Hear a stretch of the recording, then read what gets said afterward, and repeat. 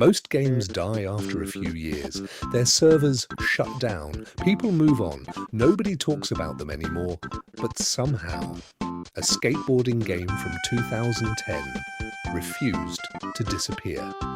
Over a decade later, millions of people still remember the glitches, the ragdolls, the insane jumps, and the absolute chaos that made Skate 3 legendary.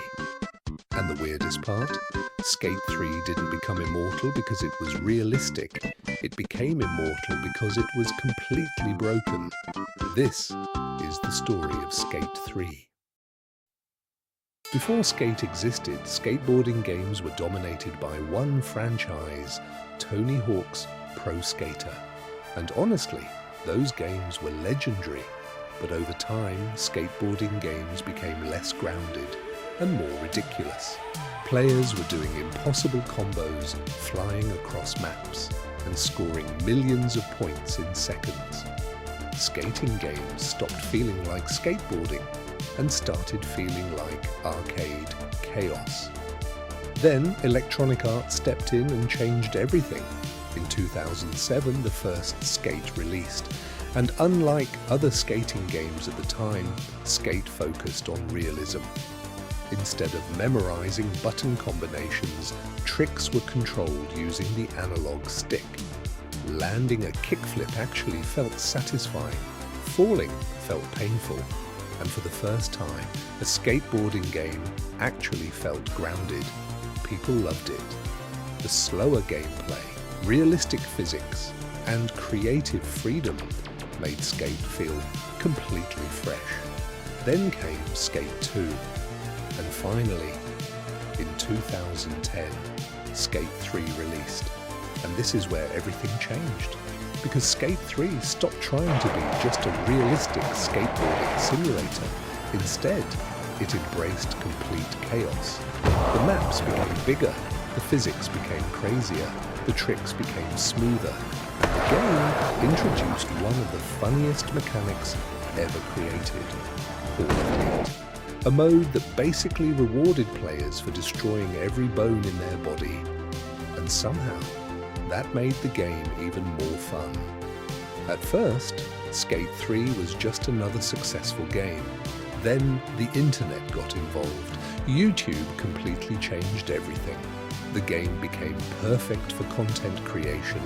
People started making trick montages, funny compilations, glitch videos, custom skate parks, and massive stunt jumps that sent characters flying into space.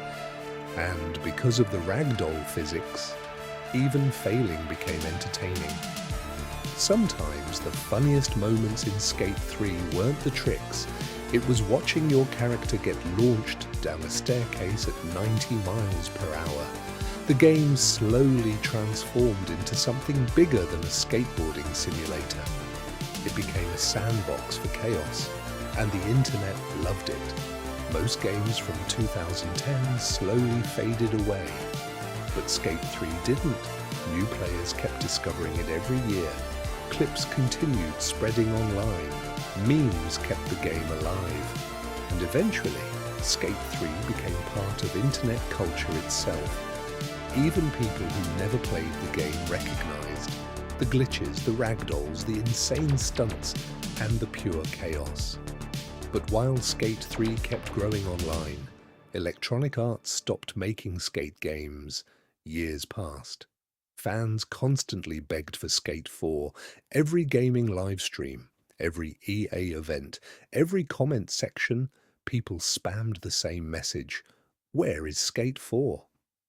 The series became one of gaming's biggest running jokes, a franchise millions of people still loved, completely abandoned, or at least that's what it felt like, because somehow, after nearly a decade, Skate survived.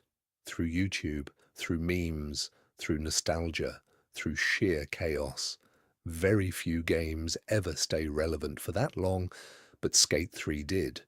And honestly, it probably always will, because Skate 3 wasn't just a skateboarding game, it was a sandbox, a meme factory, a content machine, and one of the most unintentionally hilarious games ever made. Most games are remembered for a few years, legendary games become immortal, and somehow Skate 3 became one of them.